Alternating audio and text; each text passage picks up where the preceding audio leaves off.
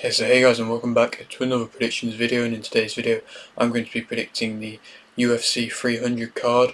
I'm going to do it similar to how I do like my YouTube boxing predictions, where I just try and go through the whole card. I'm not going to go through the whole card, but I'm going to go through the biggest fights in my opinions and give my opinions on them. They're not going to be the biggest of breakdowns for the undercard, but when you get to the main event, I'm going to go in depth into that. And so yeah, if you're new around here and you haven't yet subscribed, please do so. Like the video if you do indeed like the video, and let's get straight into it. So, honourable mentions of just good fights before I actually start talking about predictions for fights. Kayla Harrison versus Holly Holm. That's a great fight, which I'm really excited to see. Kayla Harrison hopefully making weight and then coming in and seeing what she's about. And she has got a big backing and a big reputation to uphold, and I'm excited to see if she can deliver upon that, because there is arguments, there's talks that she could be the next big fighter in the women's division, and I feel like they need that right now. And so I'll be excited to see how she does.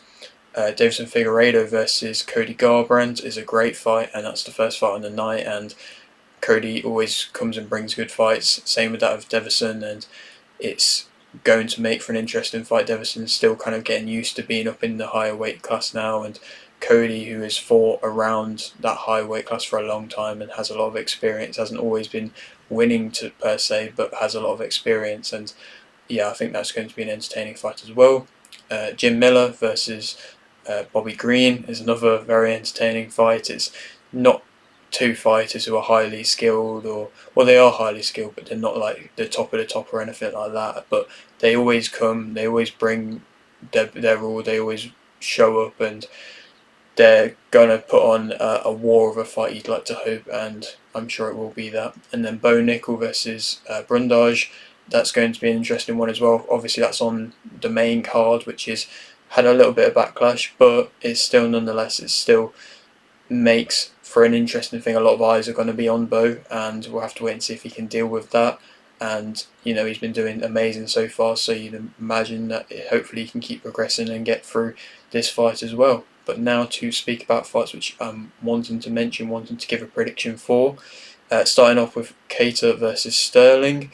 Kattar coming off of a year out after suffering a bad knee injury when he was fighting Arnold Allen. That was a bad injury, and even then before that he got stopped versus Josh Emmett, and so it's not been the best of times for him as of recent. And he did look like he was getting pieced up against Arnold Allen, and I'll be brutally honest, that was the case. And against Josh Emmett it was a similar case as well. Against strikers he was struggling. Sterling, though, isn't really too much of a striker, and he's also coming off the stoppage defeat to that of O'Malley, and it's going to be intriguing to see how he can impose, if he's going to want to come and strike with Kattar, which probably would still favour Kattar, even though, like I say, he has been pieced up a little bit more as of recent, or if he's going to want to go back to his conventional type style where he tries to swarm you, tries to take you down, and tries to get your back. He tried to do that against O'Malley, that's how he got caught, and so maybe that might put a little bit of withdrawals into his mind when he tries it next time, if he's actually going to want to commit to that or not. So we'll have to wait and see. I'm going to go with a Sterling submission in round 2. I think he is going to get him to the ground, and I think he is going to be able to submit him. I don't think Kattar is anywhere near the level of grappler as to that, or wrestler as to that of Sterling, and I think he will be able to get a submission in there, and that's big for his career. Obviously, it's not like a huge name, and it's somebody who, like I say, isn't on the best of runs and is coming off an injury in a year out. But nonetheless, to get back to winning ways and to keep himself high up in the rankings, it's still going to make for an entertaining fight, and it's still, every fight on this guy's entertaining. So I think a lot of people have been quick to go against UFC 300 and say bad things against it, but when you do actually, if you are a fan of the UFC, which I feel like UFC 300 is branded towards, you're entertained, you're going to get your money's worth. It's a stacked bill. Obviously, like I say, the main event isn't crazily huge as to what everybody thought it would be. Like, it's not Elon Musk versus Mark Zuckerberg, but you kind of had to come to the realization that was never going to be the case. I don't think you can blame Dana White for putting the Pereira Hill fight as the main event, because it is still a quality fight. You know that Pereira and Hill, they're both big punches. They're both going to want to go for a big knockout, and I still believe that this is a good card. And like I say, as an MMA fan myself, I'm intrigued by all these matchups, and I think they're all going to be entertaining. And I would be intrigued to see which one you would argue could be fight of the night, because there's plenty of options, and I'm going to mention one in a moment which I think will be fight of the night. But to mention one before that, Prochazka versus Rakic, I think it's a good fight. Rakic is also coming off the injury, another knee injury as well, that also kept him out for a year, and he's now returning. It was against Blachowicz, I believe, when that happened, and Prochazka is coming off the defeat versus Pereira, but it was a little bit of a, maybe not controversial stoppage, but it was a stoppage which not many people thought maybe was valid. I respect a lot Prochazka for accepting the stoppage for what it was and not really trying to make a big deal out of it, and I respect that a lot. But Prochazka is still a very unorthodox striker. He was causing problems for Pereira throughout that fight, and Rakic is somebody who is probably going to want to stand and strike as well. I think the whole light heavyweight division at the moment is just full of a lot of strikers, bar possibly that of Ankalaev, who could possibly be somebody who could be bringing a bit more variety in. But for the moment, when you look at this fight, I'm going to go for Prochazka unanimous decision win. I think he's going to be able to land cleaner shots. I think Rakic's footwork is going to struggle when Prochazka consistently lands cleaner, unorthodox shots, and I don't think many people can handle Prochazka's style, and I don't think Rakic has quite got the power to halt Prochazka like Pereira did, which did happen in such dramatic fashion when he did drop Prochazka. To be fair to Pereira, it was such a short shot, and I don't think that many fighters in the division, like I mentioned, Rakic, can do that to something like Prochazka. Moving on to the fight which now, in my opinion, I think could be fight of the night, underrated fight of the night, Oliveira versus Tsarukyan. It's two fighters who are coming off first round stoppages against the same guy in Beneil Dariush, and they've both got a lot to fight for. They're both trying to get to that contention of the world number one in Makhachev, and so they've both got a lot going on. Tsarukyan had that little bit of a blunder earlier on in his UFC career, to now he's rebuilt, and to now he's gotten more momentum, and now he's coming in to fight Oliveira, who is also, like I mentioned, coming off a win, but has also suffered defeats as of recent and has been shown slight weaknesses in the past. And he's now, he's now found possibly a level. Possibly he might know in his head that he can't beat Makhachev, but Tsarukyan has that momentum and that confidence, and he has experienced a loss, but he has still got momentum and still rebuilt that confidence, and now I don't know if he in his mind is believing that he can lose again. And I'm going to go with a Tsarukyan win via TKO in round 3. I think striking wise, I think Tsarukyan's a better striker than Oliveira. Oliveira can sometimes be a little bit too comfortable on his back, and I also believe Tsarukyan is very good on the ground as well, and so I think Tsarukyan's going to be able to get a stoppage, possibly off of Oliveira returning back to his feet, or I don't know, Oliveira being a little bit messier with striking or something like that. And then I think Tsarukyan, who in my opinion possibly does have better power, not saying that Oliveira's power is bad, it is underrated to be fair, but I think Tsarukyan, like I mentioned, stoppage in round 3. Moving on to now the BMF title fight. It's great to see the return of the BMF title, and it's Gaethje versus Holloway. It's a fight which, in my opinion, is warranting that of the title, and it's two guys who aren't, huge trash talkers or anything like that, but when you see them fight, they're just so entertaining all the time, and they're very gutsy, they're willing to give it all. It's probably going to want to just stand on their feet and trade and be a bloodbath, and I think it's going to be a highly skilled striking matchup, but it's going to be one which is going to both show power and show ability, and Holloway moving back up to lightweight now, I think Holloway's going to win via split decision. I think it's going to be a very close fight. I think it's going to be going either way consistently throughout, and I believe Holloway, with the longer strikes, if he can keep Gaethje away a little bit more and land a few cleaner distance strikes, then with the new power of him moving up in weight, I think he's going to just be able to, like I mentioned, nick that split decision win, and that is a huge win for his career, and that could lead him on to great things if he wants to stick around in the lightweight division or not. Moving on now to the co-main event, it's Zhang versus Xiong Nan for the women's UFC strawweight title. It's a good fight. Zhang is always going to bring an entertaining fight, and she's coming off the fight versus Lemos, where, credit to Lemos, she really was durable and really showed a lot. Zhang was putting on her the whole fight and was really just battering her a lot of the time with the ground and pound, and was pretty much dominating her the entire time. And I really enjoy watching Zhang fight. I think she is one of the most entertaining women's fighters around in the UFC at the moment, and she always comes to fight. And when there's been talks of more recent women's fights where they've not always been the most entertaining, I feel like Zhang is somebody who always delivers and always puts on a show, and Xiaonan is somebody who is coming off an impressive stoppage in her last fight against Jessica Andrade, but she showed good qualities in that. She was very fast. She picked her shots quite nicely, but it did seem like there was that thing there at times where whenever she was under pressure, she kind of froze up a little bit. She kept her chin very much in the air with a low guard, and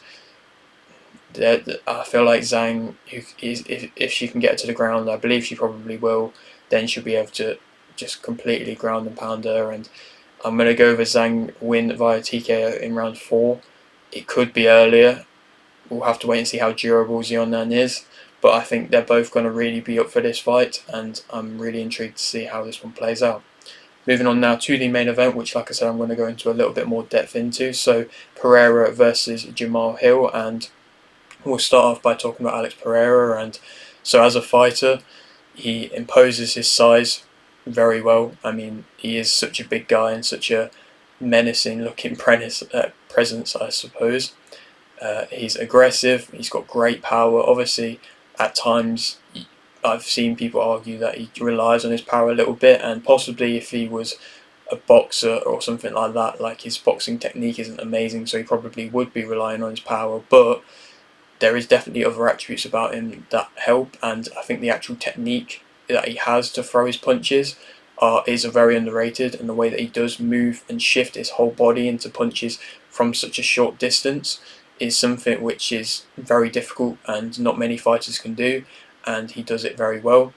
He's quite composed a lot of the time as well. He's got amazing leg kicks, they're really crafty, and even against Adesanya was somebody who gave a lot of credit to them leg kicks because they were so crafty and they were so difficult to deal with, and just every time it seemed like you just snapping the leg consistently, and he really did that against Prochazka as well. He's patient, he picks his shots, he only realistically needs to land one shot, and he's got good timing, he's a great finisher.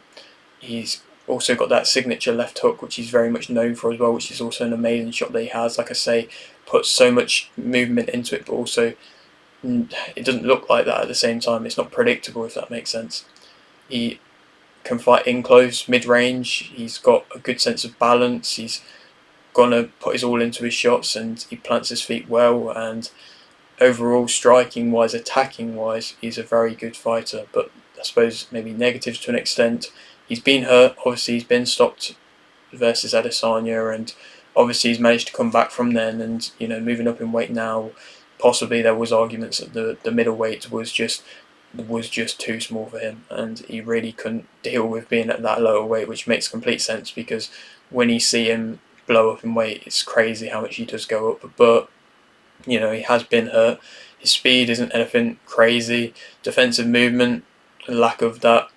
I feel like in general, him as a fighter doesn't really execute defense too much. So similar to that of Prochazka, neither of them are really too bothered about having a good defense. They kind of use their attacks as defense. He stands upright. He can be caught coming in. He's got a lack of a guard.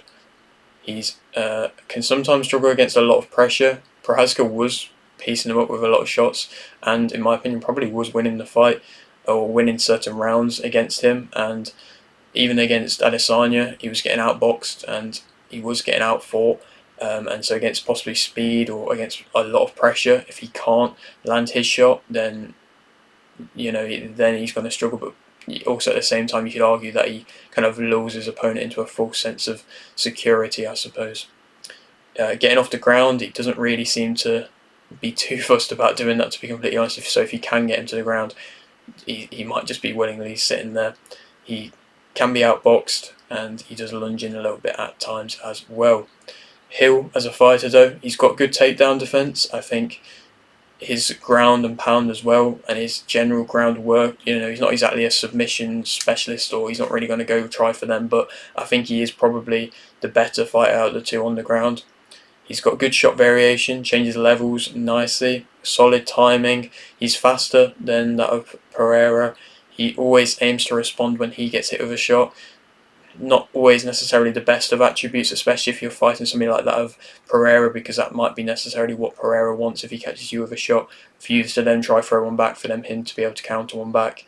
So we'll have to wait and see how that plays out. He's got good power himself. I mean, he is coming off stoppage wins, and he's able to get stoppages, and I don't think he stopped Teixeira, but either way he is able to get stoppages, and he does have good power, and he did hurt Teixeira in that fight.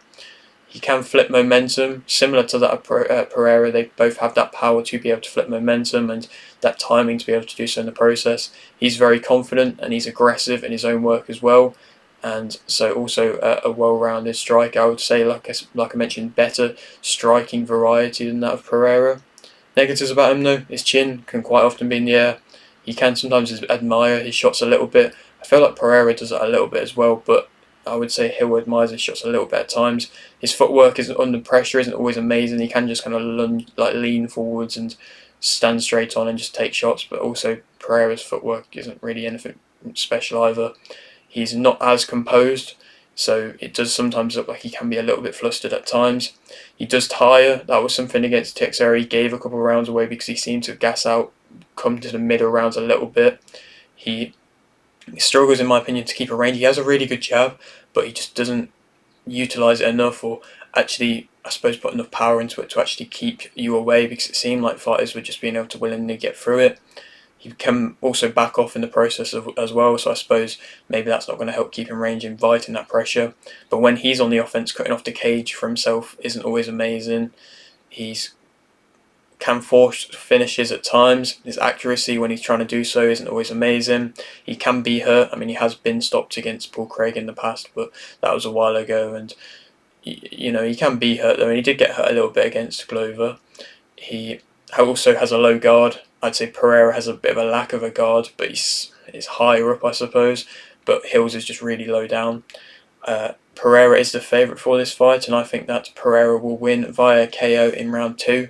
If I can be completely honest, I think he's going to let Hill land some shots, let him gain a bit of confidence, and then be able to shut him down pretty much like he does with all of his fights. And I think it could very much go a traditional way for Pereira, for him to be able to get that stoppage victory, which in my opinion, I think it could be quite dramatic again, and I think he could do it again. Then we could go on to fight next. I mean, there's been talks for these UFC 300 cards for him to fight Aspinall. Will that happen next? Maybe. We'll have to wait and see. It's like, obviously we'll have to wait and see what's happening with Jon Jones and Miocic and Gane, and so there's a few things that need to be put into place, but that could be a good fight if Pereira is wanting to move up into the heavyweight division.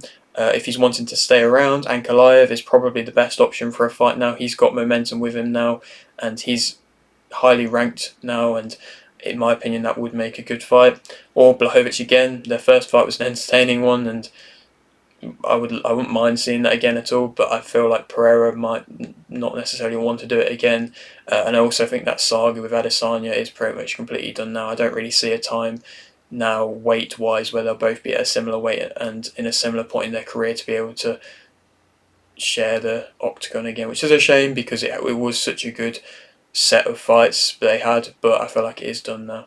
But yeah, that is it for today's video. Hope you did enjoy. Like the video if you did indeed like the video, subscribe if you're new, and thanks for watching.